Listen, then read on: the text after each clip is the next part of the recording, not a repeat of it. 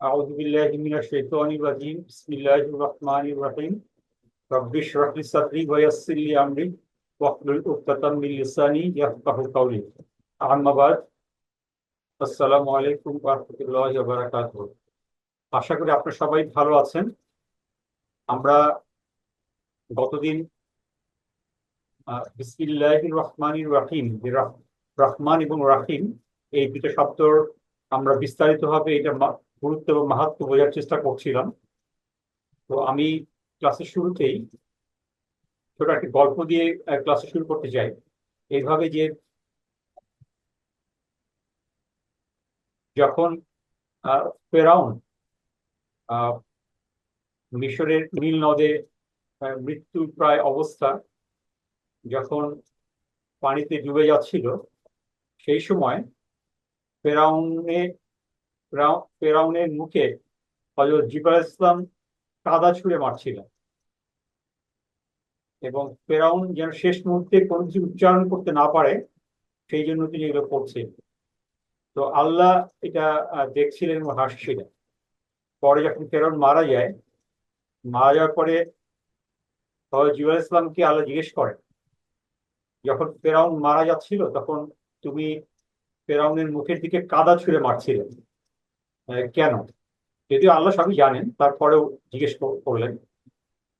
হযরত জিবরাইল আলাইহিস সালাম উত্তর দিলেন, আমি আহ চাচ্ছিলাম যে ফেরাউন তার মৃত্যুর আগ দিয়ে কোনোভাবেই যেন আপনার কাছে মাপ চাইতে না পারে। কারণ হচ্ছে যে আমি আপনার আহ মাফ করার যে মাহাত্ম্য এবং শ্রেষ্ঠত্ব তা আমি জানি। হয়তোবা ফেরাউন যদি মাপ চেয়ে বসে এবং আপনি নিশ্চয়ই তা মাফ করে দেবেন তাকে, এটা আমি কোনোভাবেই চাইনি। তো আল্লাহ তো বুঝতে পেরেছেন।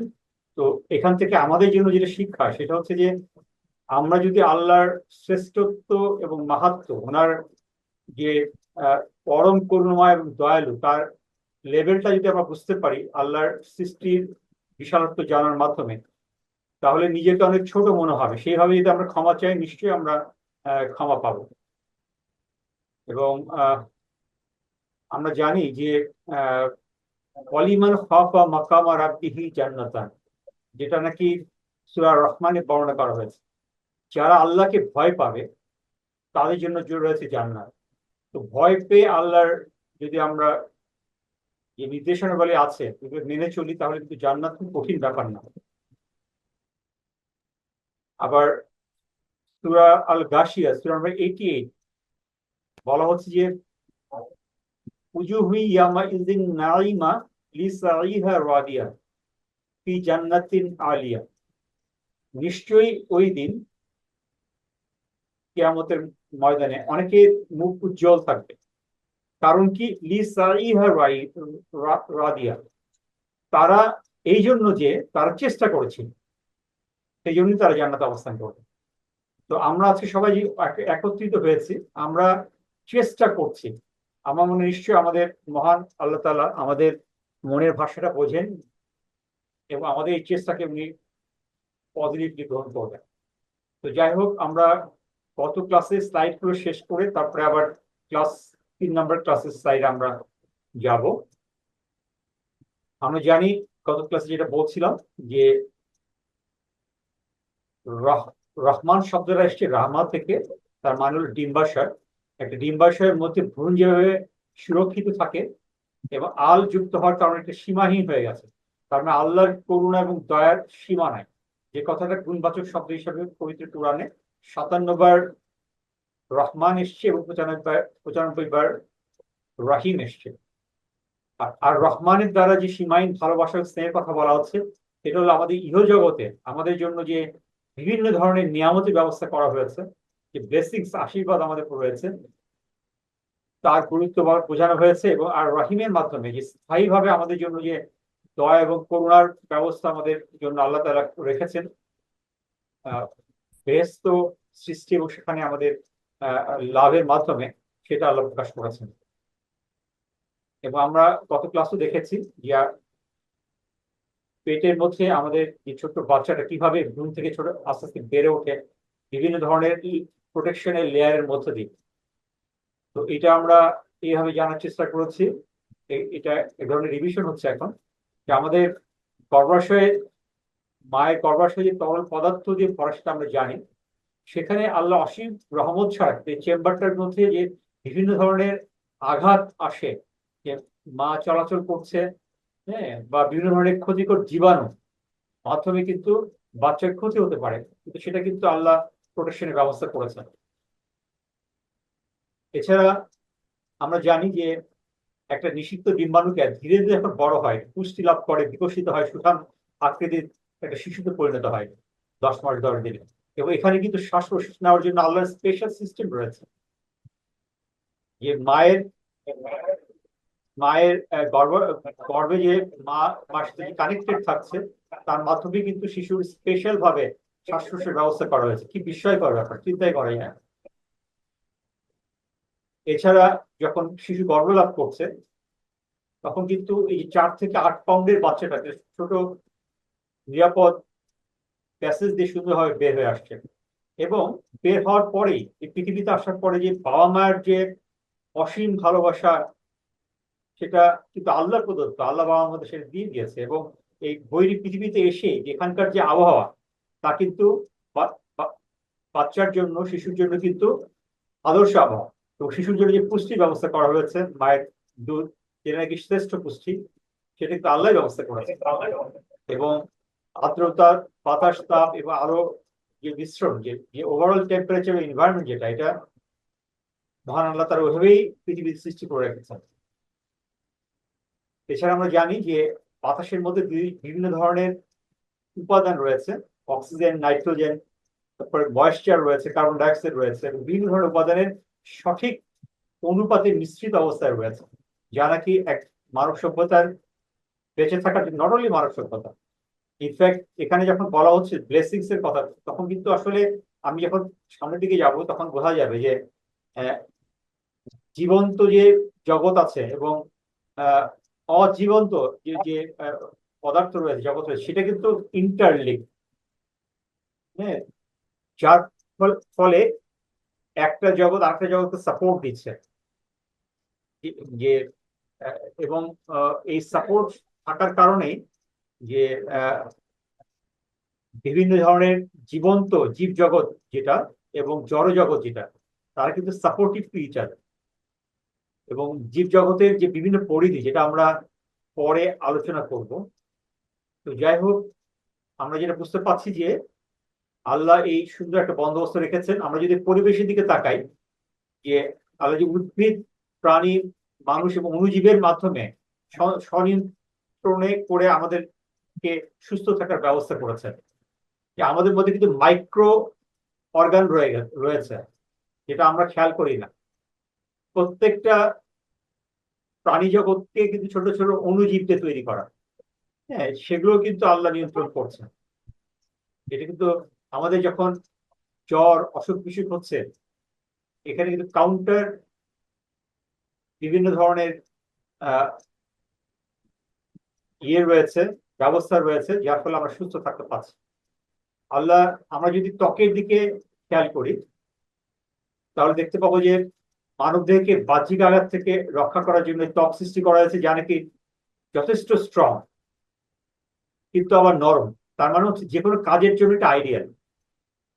আবার ত্বকের উপরে বিভিন্ন ধরনের রিজেনারেটিভ এবং রিপেয়ারিং ক্ষমতা রয়েছে। বিভিন্ন ব্যাকটেরিয়া বলি বা বিভিন্ন মাইক্রো অর্গান বলি, যেগুলো নাকি তৈরি হয় এবং খারাপ ভালো অর্গান, মাইক্রো অর্গান গুলো, ব্যাকটেরিয়া গুলো খারাপ গুলোকে মেরে ফেলে, যার ফলে আমরা সুস্থ থাকতে পারি।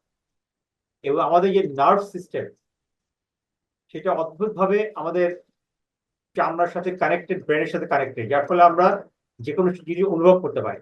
আবার ত্বকের দিকে খেয়াল করলে দেখা যাবে যে ত্বকটা এমন ভাবে আছে যে ত্বক যদি কেটে যায়, এখানে কিন্তু রক্তের অনুচক্রিকা এসে এটাকে কাভার করে আবার সুন্দরভাবে আগের মতো অবস্থায় নিয়ে যাচ্ছে, বাট এটা কিন্তু অতিরিক্ত হয়ে যাচ্ছে না। হ্যাঁ, সেটা কিন্তু একটা বিশাল রহমতের ব্যাপার। আমরা যদি চোখের দিকে খেয়াল করি, আমরা চোখের যে ব্লিঙ্কিং, এই চোখের মধ্যে দুইটা সেল আছে, যেটা আমি পরে হয়তো বা একটা চ্যাপ্টারে কভার করব। রড সেল এবং দুইটা সেল আছে যেটা নাকি আলোর সাথে অ্যাডজাস্টমেন্ট করে চোখের পলক ফালানোর মাধ্যমে। এবং চোখের মধ্যে যে পানি আছে এটা কিন্তু বাইরের যে কোনো ফরেন বডিজ বা ময়লা পরিষ্কার করতে সহায়তা করে, এবং কর্নিয়াকে, যে মাঝখানে যে কালো যে কর্নিয়া আছে তাকে কিন্তু আর্দ্র রাখে। এটা এবং আপনারা খেয়াল করেন যে এই পানিটা এমন সুন্দরভাবে তৈরি যা কিনা চোখে শুকিয়ে দিচ্ছে না। আবার আপনি যদি কোনো শীতকালীন দেশে যান তখন কিন্তু আপনার চোখের পানি বরফ হয়ে যাচ্ছেন। আবার চোখে যেভাবে পলক ফেলাচ্ছেন এটা কিন্তু আমরা যখন দেখি যে গাড়িতে যখন আহ, গাড়ির যে সামনের পানি পরিষ্কার করে ইন্ডিকেটরের ইয়ের মাধ্যমে কাঁচের উপর দিয়ে স্ক্র্যাচ পড়ে যায়। কিন্তু আমরা এখানে দেখতে পাচ্ছি যে পানির মধ্যে এমন, চোখের পানিতে এমন কিছু কিছু স্পেশাল বৈশিষ্ট্য রয়েছে যার ফলে চোখের কিন্তু কোনো ধরনের স্ক্র্যাচ পড়ছে না, কোনো ক্ষত তৈরি হচ্ছে না। চোখের ভ্রুটা যেটা আমাদের আলো থেকে আমাদেরকে ছায়া হিসেবে প্রোটেকশন দিচ্ছে, আঙ্গুল এবং পায়ের পাতা খেয়াল করলে দেখা যাবে যে আমাদেরকে সঠিকভাবে চলতে সাহায্য করছে, এবং যে কোনো জিনিসকে এই যে থামের মাধ্যমে আঁকড়ে ধরতে সাহায্য করছে। আসলে নিয়ামতের শেষ নাই। তো আমি বড় পরিসরে নিয়ামত গুলো বোঝানোর চেষ্টা করছি সাইন্টিফিক দিক থেকে। সঠিক পরিমাপে রক্ত জমাট বাঁধার কারণে অতিরিক্ত রক্তক্ষরণ কিন্তু হচ্ছে না। আবার আমরা যদি আরেকটু ইন্টারনাল অর্গানের গুলো দিকে খেয়াল করি, যে আমাদের হার্ট যেটা আছে এটা তো একটা বিশাল সিস্টেম আল্লাহ, যে রক্তকে পাম্প করছে, এবং ফুসফুস যে অক্সিজেন গ্রহণের মাধ্যমে আমাদের দেহের মধ্যে সঞ্চালিত হচ্ছে, বিভিন্ন অর্গানগুলোকে সুস্থ রাখছে। এবং সেটা সুস্থ রাখার মাধ্যমে যখন আমি নিঃশ্বাস ত্যাগ করছি কার্বন ডাইঅক্সাইড আকারে সেটা বাইরে চলে যাচ্ছে। আবার একটু প্রকৃতির সাথে খেয়াল করেন, গাছপালা অক্সিজেন ছাড়ছে এবং কার্বন ডাইঅক্সাইড গ্রহণ করছে, এবং আমাদের পুরো প্রকৃতি কিন্তু সেটার মাধ্যমে ব্যালেন্স হয়ে যাচ্ছে। যে কার্বন ডাইঅক্সাইড এবং অক্সিজেনের যে ইন্টারনাল ব্যালেন্স, যার মাধ্যমে প্রাণী জগৎ এবং উদ্ভিদ জগৎ সুন্দরভাবে ব্যালেন্স করা সম্ভব হচ্ছে। আবার আমরা যদি ইন্টেস্টাইন দিকে খেয়াল করি, আমাদের যাদেরকে হজমে সাহায্য করে অন্ত্র, যেটাকে বাংলায় বলা হয়, যেটা নাকি পুষ্টিকে শোষণ করে এবং আমাদের খাবারকে হজম করে। লিভার যা প্রধানত আমাদের ক্ষতিকারক রাসায়নিক যে যে যে জিনিসগুলো খাচ্ছি টেক্সটিং এটাকে কাউন্টার করছে, এবং কিডনি কিন্তু রক্তকে ফিল্টারিং করছে। কি অদ্ভুত ভাবে ছোট্ট একটা এলিমেন্ট কিডনি, যা এই রক্তকে পরিশোধনে ফিল্টারের কাজ করছে অদ্ভুত ভাবে। আমরা যদি ব্রেইনের দিকে খেয়াল করি, যা সংশ্লিষ্ট যে কোনো ব্যক্তির এটাকে সেন্ট্রাল কন্ট্রোলিং সিস্টেম হিসেবে কাজ করছে, এবং এটা ভলান্টারিলি বা ইনভলান্টারিলি আমরা যে কাজই করছি, আমরা হাত পা দিয়ে কোনো কিছু বলছি, করছি, চিন্তা করছি, সবকিছু কিন্তু ব্রেইন অ্যাক্টিভেটেড। এমনকি আমি যখন ঘুমিয়ে থাকছি তখন কিন্তু আমার গায়ে হয়তো বা চুলকাচ্ছে, আমি কিন্তু হাত দিয়ে সেটা চুলকাচ্ছে। দ্যাট মিনস আমি ইনভলান্টারিলি আমার কিন্তু ব্রেইন কাজ কাজ করছে, ব্রেইন কিন্তু নাই হয়ে যাচ্ছে না। তো আল্লাহর বিশেষ রহমতের কারণেই ব্রেইনের প্রত্যেকটা সেল এবং ব্রেইনের মধ্যে যে ক্যাপাবিলিটি, যে মগজ যেটা আছে ক্যাপাবিলিটি আনবিলিভেবল। এটা নিয়েও একটা ক্লাসে একটু বিস্তারিত আমি আলাপ করবো। রোগ সৃষ্টিকারী জীবাণু এবং ক্ষতিকারক এজেন্ট এর বিরুদ্ধে লড়াই করার জন্য মানবতন্ত্রে অ্যান্টিবডি তৈরি করা সম্ভব হয়। কিন্তু যে অ্যান্টিবডি তৈরি করার কারণে ছোটখাটো যখন অসুখ বিসুখ হয় সেটা কিন্তু সেরে যায়। কিন্তু করোনা সংকটের সময় আমরা দেখলাম যে এটা, যেহেতু এটা জীবাণুটা একটু অদ্ভুত ধরনের ছিল, নতুন ধরনের ছিল, কিন্তু এটা এগেইনস্টে আমাদের ভ্যাকসিন বা ইঞ্জেকশন উদ্ভাবন করতে হয়েছে, যার ফলে আমরা সুস্থ হতে সক্ষম হয়েছে। তো এই যে আল্লাহর বিশেষ নিয়ামতের মাধ্যমেই কিন্তু এই অ্যান্টি ভাইরাসের যে ভ্যাকসিনটা, করোনা ভ্যাকসিন তৈরি করা সম্ভব হয়েছে, এবং এই যে মানব জগৎ যেটা এটা সুস্থ হতে সক্ষম হয়েছে। আমরা যদি খাদ্য, ফল, শাকসবজি, মাছ, মাংস এগুলো দিকে খেয়াল করি, যা নাকি মানব জাতির জন্য পুষ্টিকর খাদ্য সামগ্রী, পুষ্টির সহায়তা দিচ্ছে এবং সাপ্লাই দিচ্ছে আমাদেরকে। কিন্তু এই পুষ্টি সাপ্লাই যে গাছপালা আমাদের ফল, যে গাছপালা আমাদেরকে দিচ্ছে তা কিভাবে করছে? আমরা যদি খেয়াল করি গাছপালা কিন্তু একটা আশ্চর্যজনক ক্ষমতা রয়েছে, তারা কিন্তু নিজেদের খাদ্য নিজেরাই তৈরি করছে, এবং সেটা কিভাবে করছে? পানি, সূর্যালোক এবং কার্বন ডাই অক্সাইড ব্যবহার করে নিজের খাদ্য নিজে তৈরি করছে। এটাকে বলা হয় শালক সাবস্টেশন। এখানে আমরা দেখতে পাচ্ছি যে সূর্য কিন্তু মেইন, আমাদের সমস্ত কার্যক্রমের মেইন উৎস। যেখানে আমরা দেখতে পাচ্ছি যে সূর্যের এই শক্তি থেকেই ক্যাপচার করে এটাকে এটাকে রিয়াক্টর হিসেবে কাজ করছে। আমরা জানি যে পানির সাইকেলের মাধ্যমে পানি গাছে পৌঁছাচ্ছে, এবং আবার থেকে বাতাস থেকে কার্বন ডাই অক্সাইড পাচ্ছে, এবং এই সূর্যের শক্তির মাধ্যমে তা খাদ্যে রূপান্তর করছে, এবং একইভাবে অক্সিজেনও গাছ থেকে বের হচ্ছে। তার মানে আমরা যদি এখানে খেয়াল করি, CO2 carbon die oxide plus H2O পানি, যেটা নাকি পরিবর্তিত হয়ে CH6 হচ্ছে, যেটা নাকি শর্করা, এবং O2 অক্সিজেন নির্গত হচ্ছে। তাহলে চিন্তা করে দেখেন, মহান আল্লাহ তাআলা সূরা তাকাসুরের 102 নম্বর সূরার 8 নম্বর আয়াতে বলছেন, সুম্মা লাতুসআলুন্না ইয়াওমা ইযিন আনিন নাঈম। অতঃপর ওই দিন, কিয়ামতের দিন, তোমাদেরকে জিজ্ঞাসাবাদ করা হবে তোমাদের উপর যে শকর করা হয়েছিল, আশীর্বাদ করা হয়েছিল, তোমাদের রহমত বর্ষণ করা হয়েছিল, সেটা তোমরা শকর করেছো কিনা। তো আমরা যদি আমাদের এই সমস্ত জিনিসগুলো বুঝে আল্লাহর কাছে শকর না করি, তাহলে কিন্তু হবে না। এবং আমরা এই বিজ্ঞানের যে অপার মহিমা, সেটার মাধ্যমে কিন্তু আল্লাহর এই ব্লেসিংস বা নিয়ামতটা আরো সুন্দরভাবে বুঝতে সক্ষম হচ্ছে। তো আমরা দেখতে পাচ্ছি যে গাছপালা কার্বোহাইড্রেট ব্যবহার করে বেড়ে উঠছে এবং অক্সিজেন ত্যাগ করছে। আমাদের পৃথিবীর যে শক্তির মেইন উৎস কিন্তু সূর্য, এটা আমরা সবাই জানি। কিন্তু আমরা কি কখনো খেয়াল করেছি যে আসলে এই যে সূর্য কোটি কোটি বছর ধরে আমাদেরকে শক্তি, আলো এবং তাপ শক্তি আমাদেরকে দিয়ে যাচ্ছে, এটা কিভাবে দিচ্ছে? এখানে কি হচ্ছে? সূর্য কিন্তু এখানে যে যে শক্তির যে আধার, যে মেইন সাপ্লাই অফ ফোর্স, এখানে হাইড্রোজেন রয়েছে। হাইড্রোজেনে প্রোটন প্রোটন ফিউশন প্রক্রিয়া হচ্ছে, এবং সূর্যের মধ্যে অবস্থিত যে হাইড্রোজেন রয়েছে তার হিলিয়ামে ট্রান্সফর্ম হচ্ছে। আমরা যদি খেয়াল করে থাকি যে সেকেন্ড ওয়ার্ল্ড ওয়ারের সময় নিউক্লিয়ার বোমা বিস্ফোরণ হয়েছে হিরোশিমা নাগাসাকিতে। এই বোমার শক্তি ছিল মাত্র 23 কিলোটন, একটা আর একটা মনে হয় 16 কিলোটন। আর সূর্যের মধ্যে একটা কন্ট্রোল ওয়েতে, নিয়ন্ত্রিত ভাবে, একইভাবে আমরা জানি যে যে কোনো পরমাণুর কেন্দ্রে রয়েছে প্রোটন, নিউট্রন, পজিট্রন বা অন্যান্য আইটেম গুলো, বাহিরে রয়েছে ইলেকট্রন। তো যখন দুইটা হাইড্রোজেনের পরমাণু যখন ফিশন ফিউশন প্রক্রিয়ার মধ্যে দিয়ে যাচ্ছে, তখন প্রোটন গুলো ফিউজ করছে, জোড়া দিচ্ছে, এবং 4টা হাইড্রোজেন প্রোটন ট্রান্সফর্ম হয়ে একটা হিলিয়াম প্রোটনের পরমাণু ট্রান্সফর্ম হয়ে একটা হিলিয়াম পরমাণু তৈরি হচ্ছে, যেটা আমরা একটু পরে ক্যালকুলেশনটা দেখতে পাবো। এবং সেটার মাধ্যমে শক্তি এখান থেকে তাপ এবং আলোর শক্তি হিসাবে বের হয়ে আসছে। এবং এই যে কোটি কোটি বছর ধরে এই কার্যক্রমটা চলছে, আপনি যদি খেয়াল করেন যে ফিউশন প্রক্রিয়াটা কিভাবে হয়,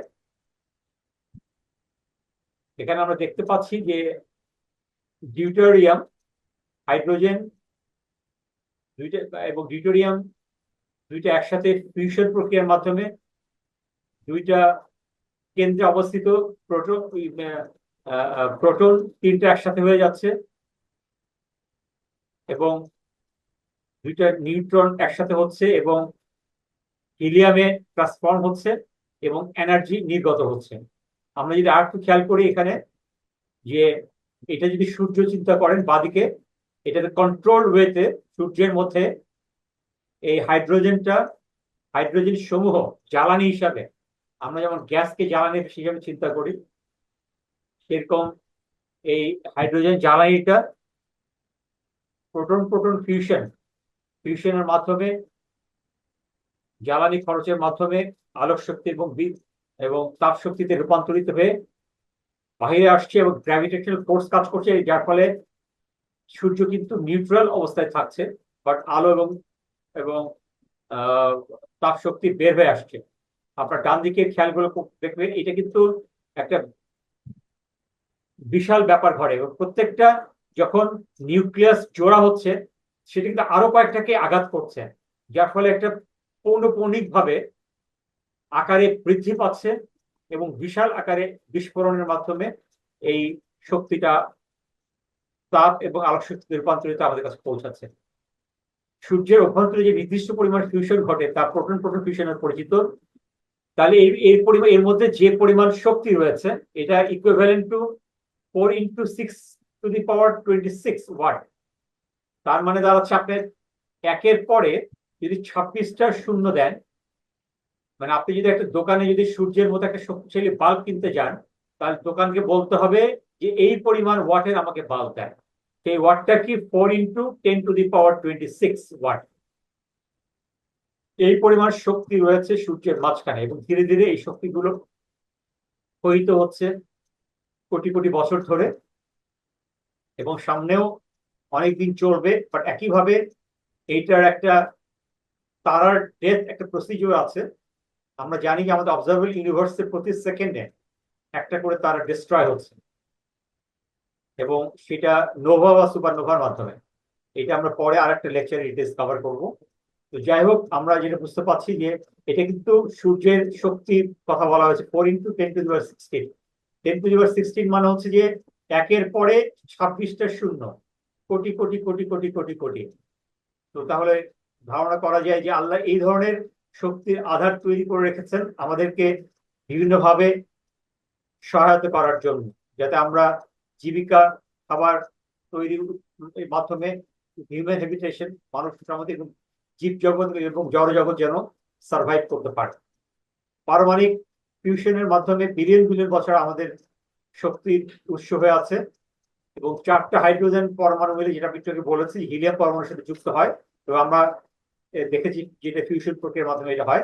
এছাড়া সূর্য থেকে যখন আলোটা আমাদের কাছে ইলেকট্রোম্যাগনেটিক ওয়েভ হিসাবে আসছে বিভিন্ন তরঙ্গের মাধ্যমে, যেটা নাকি দীর্ঘ তরঙ্গ আছে, রেডিও ওয়েভ আছে, হ্যাঁ, ইনফ্রারেড আছে এবং এই এবং এক্স রে আছে, আল্ট্রাভায়োলেট ইউভি রে আছে, এক্স রে আছে, গামা রে আছে। এটা আমি পরবর্তীতে আমি দেখাবো এই রে গুলোর যে আলো যখন আমাদের কাছে পৌঁছাচ্ছে এটা কিন্তু ওয়েভ আকারে আসতেছে। আপনারা যদি খেয়াল করে থাকেন যে একটা উপরে যদি একটা ঢিল পালান, তার একটা তরঙ্গর সৃষ্টি হয়, ঢেউ। এরকম ঢেউয়ের আকারে আমাদের কাছে আসে সূর্যের আলোটা এবং সেখানে যদি ফ্রিকোয়েন্সিটা বেশি হয় তাহলে ওয়েভ লেন্থটা, দৈর্ঘ্যটা কমে যায়, আর যদি ফ্রিকোয়েন্সি কম হয় তখন ওয়েভ লেন্থটা বেড়ে যায়। এবং বিভিন্ন ফ্রিকোয়েন্সির ওয়েভ লেন্থ, এগুলো ব্যান্ড আছে, হ্যাঁ, বিভিন্ন ব্যান্ডের আলোর বিভিন্ন জনের প্রয়োজনীয়তা আছে। লাইক আমরা আইআর, ইনফ্রারেড, যেটা আমরা চোখে দেখতে পারি না, এই ইনফ্রারেডের মাধ্যমে কিন্তু আমাদের ইদানিং যেমন এয়ারক্রাফট তৈরি হচ্ছে, এয়ারক্রাফটকে ডিটেক্ট করা যায় না। আমি যেমন মিসাইল নিয়ে আমি ডিল করি আর্টিলারি অফিসার হিসাবে, এখানে আমরা যখন আইআর গাইডেড মিসাইল থ্রো করছি, সেটা কিন্তু আইআর এর মাধ্যমে মিসাইল গাইড করছে মিসাইলকে, সেখানে সেই শক্তিটা পাওয়া যাচ্ছে সূর্যের আলো থেকে। আবার আমরা যে মাইক্রোওয়েভ চালাচ্ছি, এখানে কিন্তু ওই মাইক্রো ফ্রিকোয়েন্সিতে যে ওয়েভটাকে কাজে লাগিয়ে কিন্তু আমরা মাইক্রোওয়েভ চালিয়ে আমরা বিভিন্ন খাবার দাবার রান্না করছি। তো এই ধরনের সূর্যের কাছ থেকে যে আমরা ওয়েভ গুলো পাচ্ছি, এটা বিভিন্ন ব্যান্ডকে বিভিন্নভাবে কাজে লাগিয়ে মানব জগতের সার্ভাইভালের জন্য ব্যবহার করা হয়। তো আল্লাহ, চিন্তাই করা যায় না। তো মহাজাগতিক রশ্মি ক্রমাগত পৃথিবীর বাইরের বায়ুমণ্ডলে পারমাণবিক বোমার মতো এসে আঘাত লাগে। এখানে সবসময় যে ভালো রশ্মি আসছে তা কিন্তু না, অনেক সময় খারাপ রশ্মি আসে। আবার অনেক সময় এই যে সূর্য থেকে বা নোভা, সুপারনোভা, যেটা আমি বললাম, নোভা বলা হয় যদি একটা মিড সাইজ তারা যদি বিস্ফোরিত হয় সেখান থেকে যে ওয়েস্ট ম্যাটেরিয়াল গুলো, যে এইটা খণ্ড বিখণ্ড হয়ে যখন আমাদের পৃথিবীর দিকে আসে, সেটাকে বলা হয় নোভা। আর যদি সেই তারাটা অনেক বড় হয় এবং সেটা যদি বিস্ফোরিত হয়, সেটাকে বলা হয় সুপারনোভা। তো ওই সুপারনোভা বিস্ফোরণের বিভিন্ন পার্টস গুলো যদি পৃথিবীর দিকে আসে, তাহলে কিন্তু পৃথিবীকে ক্ষতিগ্রস্ত করতে পারে। কিন্তু আমাদের পৃথিবীর উপরে যে বায়ুমণ্ডলীয় বিভিন্ন স্তরগুলো রয়েছে, তা নাকি এর প্রোটেকশন দেয়, যার ফলে আমরা বেঁচে থাকতে সক্ষম হই। মহাজাগতিক রশ্মি পৃথিবীর বায়ুমণ্ডলের সাথে ইন্টারাক্ট করে এবং এই প্রাণঘাতী এক্সরে বা ইউভি রে গুলোকে প্রোটেকশন দেয়। এখানে একটু খেয়াল করেন। আপনারা কি আমাকে শুনতে পাচ্ছেন এবং বুঝতে পাচ্ছেন? কারো কোনো কোয়েশ্চেন আছে এই মুহূর্তে, এই পর্বে, এই মুহূর্তে? স্যার শুনতে পাচ্ছি স্যার। Sir Very good. আপনাকে একটু আপনার ভয়েসটা ঠিক মতো শোনা যাচ্ছে যাচ্ছে না স্যার, জানি না সবার সাথে এরকম হচ্ছে কিনা। একটু মানে ধীরে শোনা যাচ্ছে। আর কেউ ভালোভাবে, স্পিকারটা যদি স্যার কাছে। আর কেউ বলবেন আমরা আমার? শুনতে পাচ্ছি। মাশাআল্লাহ, thank you very much. Tasnim, তুমি কি অ্যাডজাস্ট করে নাও, কোনো সমস্যা হচ্ছে হয়তো বা। স্যার ঠিক আছে sir. Okay, thank you. Right, এখন আমরা একটু দেখবো হচ্ছে যে আসলে এগুলো চিন্তা করতে গেলে আমি মাঝে মধ্যে আমার খুব মানে আমি বিমোহিত হই যে আল্লাহ আমাদের জন্য কি ধরনের সৃষ্টির রহস্য তৈরি করে রেখেছেন আমাদেরকে। এই রহস্য তৈরি করার মাধ্যমে আমাদেরকে বাঁচিয়ে রেখেছেন, আমাদের উপর রহমতের শেষ নাই। এই যে রহমানুর রাহিম আমরা বলি, আসলে এটার মিনিংটা আসলে বুঝতে পারি না। আমরা যদি এইভাবে চিন্তা করি তাহলেই কেবল এটা বোঝা সম্ভব। এখানে খেয়াল করেন, আমাদের সূর্য থেকে যে সোলার ফ্ল্যার এদিকে পৃথিবীর দিকে আসছে সোলার উইন্ড হিসাবে, এর মধ্যে ভালো সূর্যরশ্মিও আছে, আবার খারাপটাও আছে। আর আমাদের পৃথিবীটা কিন্তু এটা একটা ম্যাগনেট টাইপ। আমাদের পৃথিবীর গভীরে বিভিন্ন ধরনের ম্যাগমা রয়েছে, তরল পদার্থ রয়েছে, এবং পৃথিবীটা অনেক স্পিডে ঘুরছে, যেটা আমি বলেছি। সেটাও একটা আশ্চর্যের ব্যাপার।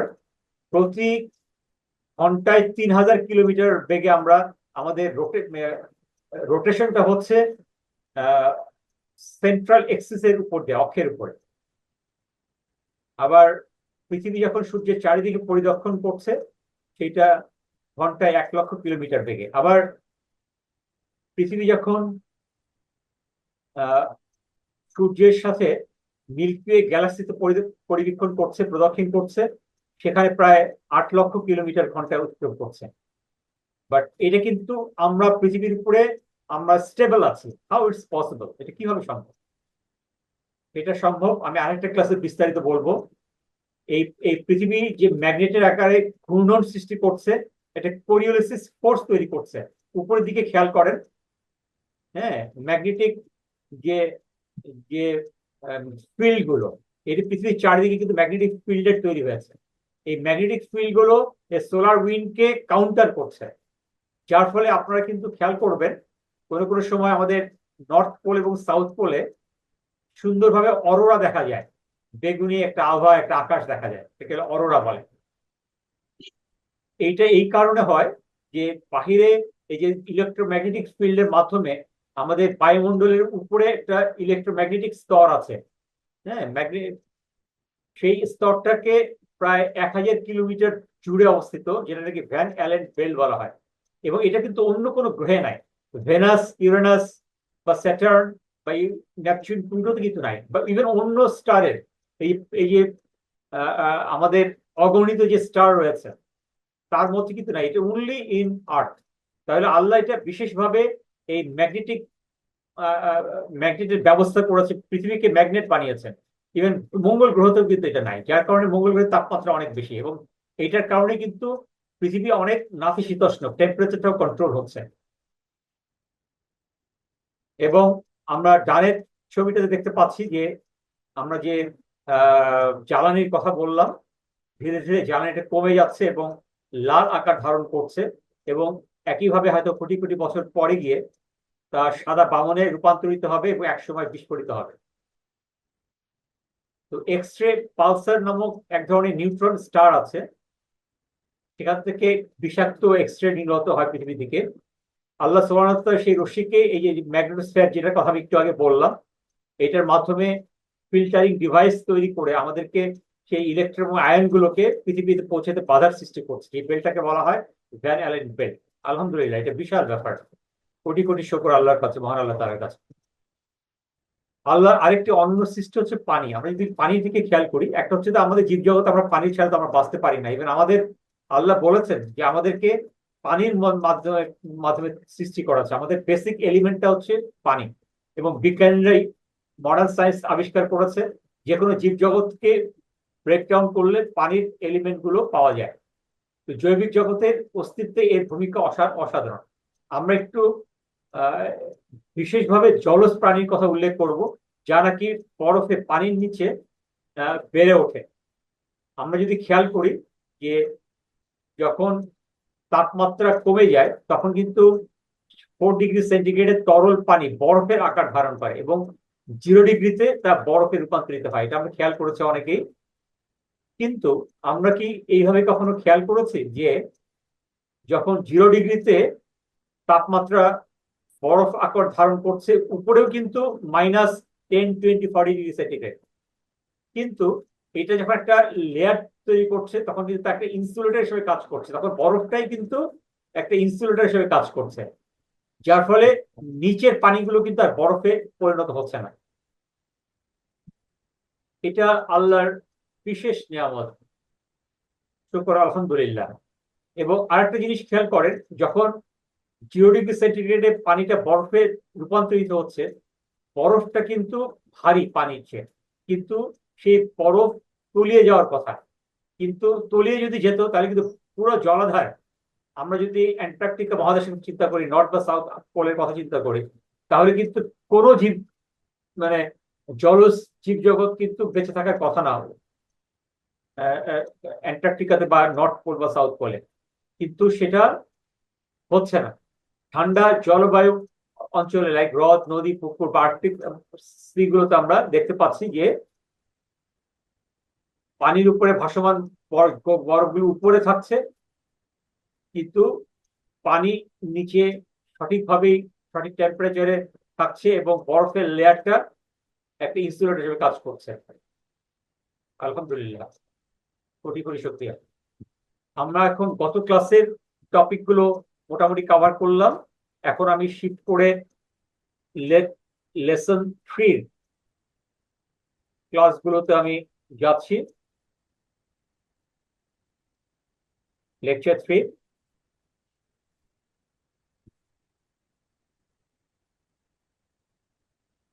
আমি দুঃখিত, এই স্লাইড গুলো এখনো বাংলায় করা হয় নাই। ইনশাল্লাহ তাসনিম এটা বাংলা করবে। ওকে অসংখ্য ধন্যবাদ। আবার আমি এখন আলহামদুলিল্লাহ, যেটা আমাদের সূরা ফাতিহার প্রথম আয়াত, বিসমিল্লাহির রহমানির রহিম, আলহামদুলিল্লাহি রাব্বিল আলামিন। সমস্ত প্রশংসা আল্লাহর, যিনি সমস্ত জগৎ সমূহের মালিক। আমরা এখানে রহমানের ব্যাপারটা জেনেছি আর কত ক্লাসটাতে। এখন রবের ব্যাপারটা যদি খেয়াল করি এবং আমরা আলামিনের ব্যাপারটা বিস্তারিত জানবো, যে জগৎ সমূহ বলতে কি বিশাল ব্যাপার, এবং সেটার রব মানে রবুবিয়াত, আল্লাহ এটাকে পরিপালন করছেন, আল্লাহ এটাকে খাওয়াচ্ছেন, পড়াচ্ছেন, বাড়াচ্ছেন, টেক কেয়ার করছেন, চেরিশ করছেন। রবুবিয়াত ব্যাপারটা কিন্তু অনেক বিশাল পরিধি। হ্যাঁ, আমি একটা জিনিসের হয়তোবা এই যে মোবাইলটার মালিক হতে পারবো, কিন্তু রব হতে পারবো না। আমি একটা বস্তুর হয়তোবা টেম্পোরারি একটা জিনিসটার আমি বলতে পারি যে সাময়িকভাবে আমি এটার আমি মালিক সাময়িকভাবে, কিন্তু আমি রব হওয়ার কোনো স্কোপ নাই, বিকজ এইটার সবকিছুর তত্ত্বাবধান, সবকিছুর কার্যক্রম আমার নিয়ন্ত্রণে নাই। তো সেটাই হচ্ছে রববিয়াত। এটার ইনডেপথ মিনিং আছে, আমাদেরকে caring, controlling, administrating all available ways, সবকিছুই করা সম্ভব, সেটা আল্লাহ করছেন। আমরা এই যে জগৎ সমূহ বলতে যে আলামিন যেটা বলা হচ্ছে, সেটা কত বিশাল সেটা আমরা একটু বোঝার চেষ্টা করবো। এটা কিন্তু জগৎ সমূহ বলা হচ্ছে। আলামিন মানে হচ্ছে জগৎ সমূহ। সেখানে হিউম্যান ওয়ার্ল্ড আছে, মনুষ্য জগৎ আছে, প্ল্যান্ট ওয়ার্ল্ড আছে, উদ্ভিদ জগৎ আছে, প্রাণী জগৎ আছে, বস্তু জগৎ আছে, জড় জগৎ আছে, আধ্যাত্মিক জগৎ আছে, অদৃশ্য জগৎ আছে। সব জগতেই যারা যারা অবস্থান করছে বিভিন্নভাবে, তাদেরকে আল্লাহ এই যে রাবুবিয়াত, আল্লাহ তাকে পড়াচ্ছেন, খাওয়াচ্ছেন, বেড়ে তুলছেন, সব ধরনের রহমত প্রদান করছেন তার রবুবিয়াতের। এবং সবাই কিন্তু আল্লাহর কে সেজদারত রয়েছে এবং সবাই আল্লাহর প্রশংসা করছে। সাব্বাহা লিল্লাহি মা ফিস সামাওয়াতি ওয়া মা ফিল আরদ, ইউসাব্বিহু লিল্লাহি মা ফিস সামাওয়াতি ওয়া মা ফিল আরদিল মালিকিল কুদ্দুসিল আজিজিল হাকীম। মাশাআল্লাহ, সবাই কিন্তু আল্লাহর রাহে সেজদারত রয়েছে এবং প্রশংসায় বিগলিত সাঁতার কাটছে। তাহলে এই ওয়ার্ডস বলতে, এই জগৎসমূহ বলতে কি বুঝাচ্ছে, আমরা একটু বোঝার চেষ্টা করব। তো এই ওয়ার্ডস এবং এটাকে আমরা বোঝার জন্য আমরা জিনস এবং অ্যাঞ্জেলস আমরা জানি আমাদের অদৃশ্য জগৎ, তাদের সম্বন্ধে হয়তো আমরা এই মুহূর্তে আলাপ করব না, বাট আমরা যে যে জগৎগুলো আমরা দেখতে পাচ্ছি, বুঝতে পারছি, সেগুলো নিয়ে আমরা আলাপ করার চেষ্টা করব। আমাদের মডার্ন সায়েন্টিফিক নলেজ যদি আমরা ক্লাসিফাই করি যে লেন্থ অনুযায়ী, যে আমরা যে আকাশসমূহ, জগৎসমূহ দেখতে পাই, অবজারভেবল ইউনিভার্স, যেটা আমি ভিডিও দেখিয়েছি, সেটাতে দেখা যাচ্ছে যে বিশাল অবজারভেবল ইউনিভার্স রয়েছে। তো সেই জগৎসমূহকে যদি আমরা দৈর্ঘ্যের আকারে কয়েকটা ভাগে ভাগ করি, তাহলে আমাদের বুঝতে সুবিধা হবে। যেখানে নাকি লিভিং এলিমেন্টস আছে, ব্যাকটেরিয়া আছে, মাইক্রো অর্গান আছে, হ্যাঁ, এনিম্যাল আছে, হিউম্যান আছে। তো আমরা দেখতে পাচ্ছি যে প্রায় 8.7 মিলিয়ন, তার মানে হচ্ছে 87 লক্ষ বিভিন্ন প্রজাতির প্ল্যান্টস, মানে উদ্ভিদ এবং পশু পাখি, জন্তু জানোয়ার রয়েছে। তো সবকিছুকেই কিন্তু আল্লাহ প্রতিপালন করছে। এছাড়া আমরা এছাড়া আমরা দেখতে পাই যে এটা ইভেন 10 কোটি প্রকারও হতে পারে, 10 কোটি প্রকারও হতে পারে, যেটা সায়েন্স বলছে। বাট এখন পর্যন্ত বিজ্ঞান যে 5 মিলিয়ন বা 50 লক্ষ প্রকারের বিভিন্ন প্রজাতির মহান আমাদের বিজ্ঞানীরা আবিষ্কার করতে পেরেছে, তাদের কার্যক্রম সম্পর্কে বুঝতে পারছে, ধারণা করতে পারছে। তাহলে একবার চিন্তা করে দেখেন যে এই 50 লক্ষ প্রজাতি যে আল্লাহর অবজারভেবল ইউনিভার্সে যে অবস্থান করছে, তারা কিন্তু তাদেরকে কিন্তু আল্লাহ প্রতিপালন করছেন।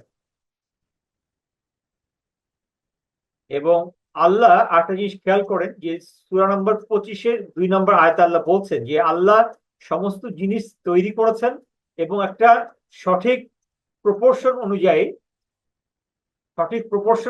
তৈরি করেছেন।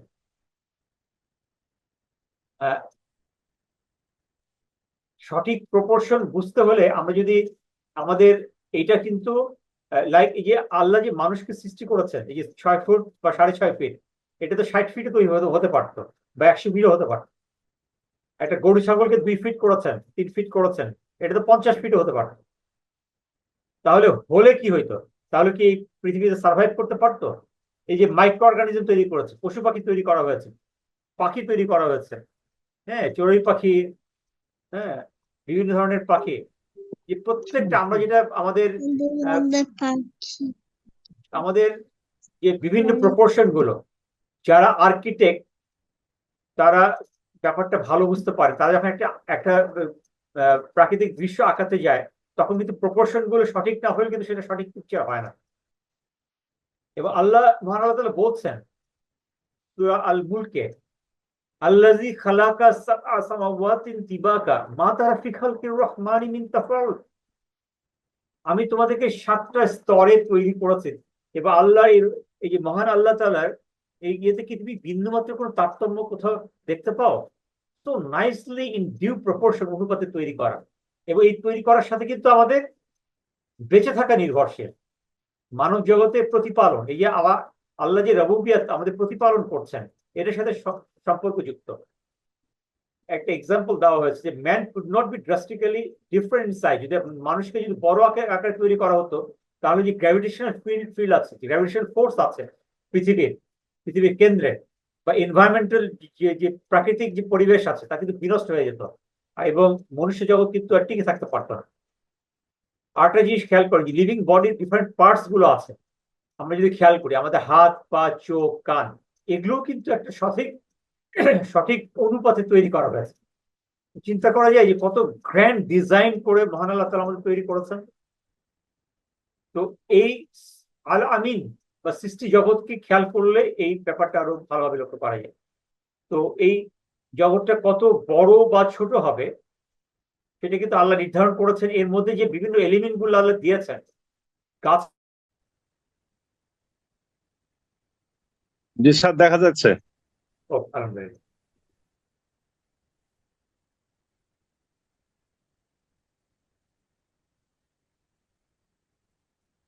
আমরা যদি ছোট যে মাইক্রো পার্টিকেল আছে সেদিকে যদি খেয়াল করি, যেটাকে এলিমেন্টারি পার্টিকেলস বলা হয়, যে আমাদের পরমাণুর মধ্যে যে ইলেকট্রন প্রোটন রয়েছে, পজিট্রন কোয়ার্কস তো সবচেয়ে ছোট।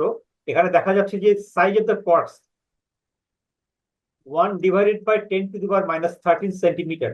আমরা সেন্টিমিটারের পরিমাপটা জানি, ছোট্ট পরিমাপ। তো এখানে একের নিচে যদি 10⁻13 যদি বসাই, মানে 13টা শূন্য বসাই, কোটি কোটি কোটি কোটি কোটি ভাগের এক ভাগ হচ্ছে একটা প্রোটন বা নিউট্রন, এবং 10⁻16 হচ্ছে কোয়ার্ক। তো সেটাও তো একটা জগৎ, সেখানেও তো আল্লাহ প্রতিপালন করছেন পার্টিকেল গুলোকে বিভিন্ন আদেশের মাধ্যমে। সেগুলো আমাদের বোঝার ব্যাপার আছে। আমরা যখন আলামিন বলছি, সেই জগৎটাকেও আমাদের বোঝার প্রয়োজন রয়েছে। এখন আমরা যদি দেখি এখানে একটা কোয়ার্ক পার্টিকেল, যেটা নাকি স্মলেস্ট, আগে ধারণা করা হতো যে প্রোটনকে ভাগ করা যায় না। আমরা যখন স্কুল কলেজে পড়েছি তখন তাই জানতাম, কিন্তু অতি সম্প্রতি আবিষ্কার করা সম্ভব হয়েছে যে প্রোটন বা নিউট্রনকে ভাঙলে সেটা কোয়ার্ক পার্টিকেল পাওয়া যায়। সেই কোয়ার্কেরও বিভিন্ন প্রকার আছে, আপ কোয়ার্ক, ডাউন কোয়ার্ক। হ্যাঁ, সেগুলো এই যে কম্পোজিট পার্টিকেল বা হেড্রনের মধ্যে পাওয়া যায়, যেটা পরমাণুর নিউক্লিয়াসে কেন্দ্রের মধ্যে অবস্থান করে। আর ইলেকট্রন রয়েছে এটার চারিদিকে ঘুরছে। তো এই জগৎটাও আমাদেরকে দেখতে হবে। এখানে আমরা যদি স্ট্যান্ডার্ড আমাদের এই পুরো সৃষ্টি জগতের এলিমেন্ট যে যে যে ছোট ছোট জিনিসদের তৈরি করা হয়েছে, সেগুলোর যদি আমরা বেসিক জিনিস খেয়াল করি, এলিমেন্টারি পার্টিকেলের বেসিক জিনিসগুলো, আমরা দেখতে পাই যে এখানে কোয়ার্ক রয়েছে 6 প্রকারের, আপ কোয়ার্ক, ডাউন কোয়ার্ক। হ্যাঁ, যেগুলোর নামও রয়েছে, 6 প্রকারের, up quark, down quark, charm quark, strange quark, top quark, bottom quark. তারপরে যখন আমি আলোক রশ্মিকে ভাগ করছি, আরো ক্ষুদ্র আকারে নিয়ে যাচ্ছি, তখন লেপটনস পাচ্ছি। এখানে আমি ইলেকট্রন, এই ধরনের ভাগগুলো রয়েছে। আসলে আমাদের উদ্দেশ্য কিন্তু বিজ্ঞানী হওয়া না, আমাদের বায়োলজিস্ট হওয়াও না, বা ফিজিসিস্ট হওয়াও না, বা অ্যাস্ট্রোফিজিসিস্ট হওয়াও না, এবং সাধারণভাবে একটা ধারণা নিয়ে আল্লাহর একত্ব এবং শ্রেষ্ঠত্ব, যে তাওহীদের পানিটাকে বোঝা। তো এই জন্য আমি এইটার ভিতরে আমি যাচ্ছি না। অনেকের জন্য হয়তো বোঝা কষ্ট হয়ে যাবে, বা স্বাভাবিকভাবে ধরেন এটা অত্যন্ত ক্ষুদ্র একটা জিনিস। মহান আল্লাহ তাআলা তৈরি করেছে একটা অণু পরমাণুর মধ্যে, এটাকে আল্লাহ পাওয়ার প্যাক হিসেবে ঢুকিয়ে দিয়েছেন, যার মাধ্যমেই কিন্তু আমরা শক্তির সন্ধান পাচ্ছি। তাহলে দেখা যাচ্ছে যে সেই কোয়ার্ক পার্টিকেল, যে সায়েন্টিস্ট যে আন্ডারস্ট্যান্ডিং থাকা প্রয়োজন, সেই কোয়ার্ক পার্টিকেল থেকে শুরু করে, যে আমরা যদি এখন অবজারভার ইউনিভার্সে যে 9,300 কোটি আলোক বর্ষ পর্যন্ত আমরা দেখতে পাচ্ছি যে তারাগুলো বাহিরের দিকে যাচ্ছে, সেটাও দেখতে পাচ্ছি। তাহলে সেটাও তো আমার এই আলামিনের অংশ, অন্তর্ভুক্ত। তাহলে সেটা কত দূরে? সেটা কিন্তু 8.8 × 10⁻23 কিলোমিটার দূরে, বা 10⁻28 সেন্টিমিটার দূরে, যেটা নাকি আমি যদি আলোর গতিতে রওনা দিই, সেটা কিন্তু 1 বছর 2 বছর না, আলোর গতিতে গেলেও 9,300 কোটি আলোক বছর লাগবে। এবং সবচাইতে বাহিরের যে তারা বা গ্যালাক্সি রয়েছে, সেটাও কিন্তু আলোর গতিতে বাহিরে ছুটে চলছে, যেটা আমরা জানবো যে এটা ডার্ক ম্যাটার এবং ডার্ক এনার্জির কারণ ব্যাপারটা হচ্ছে এইটা আমরা পরবর্তী ক্লাসগুলোতে বিস্তারিত জানবো। বাট এইটা একটু বোঝার চেষ্টা করা যে কি বিশাল আল্লাহর আলামিন। আমি যখন আলহামদুলিল্লাহি রাব্বিল আলামিন বলছি, তখন কিন্তু এই সমস্ত জগৎ মিলেই যা আছে স্মলেস্ট যদি চিন্তা করি কোয়ার্ক বা গ্লুয়ন পার্টিকেল থেকে শুরু করে ওই যে বাহিরের যে গ্যালাক্সি বা স্টারটা রয়েছে ওই পর্যন্ত, তাহলে আমাকে সেটাও এখানে বোঝার মতো আনতে হবে। তাহলে আমি এটাকে, এই জগৎটাকে আমি 4টা প্রকারে ভাগ করতে পারি আমাদের বোঝার সুবিধার্থে।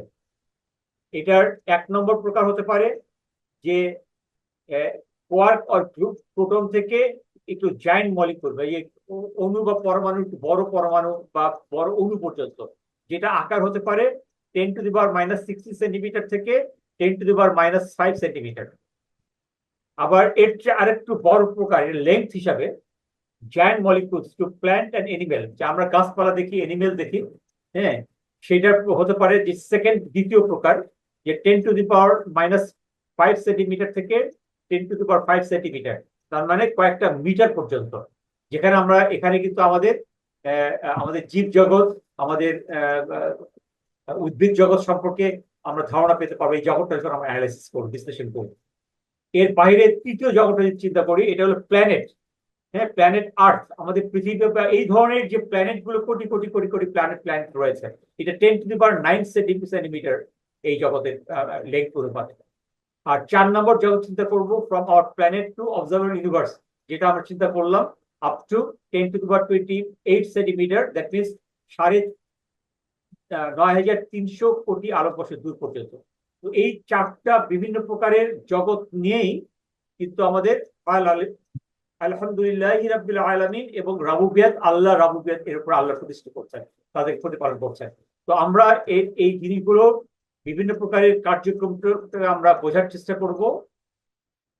আর আমি 5 মিনিট কথা বলার পরে আমি একটা ছোট্ট ভিডিও দেখিয়ে আমরা কোশ্চেন সেখানে চলে যাব।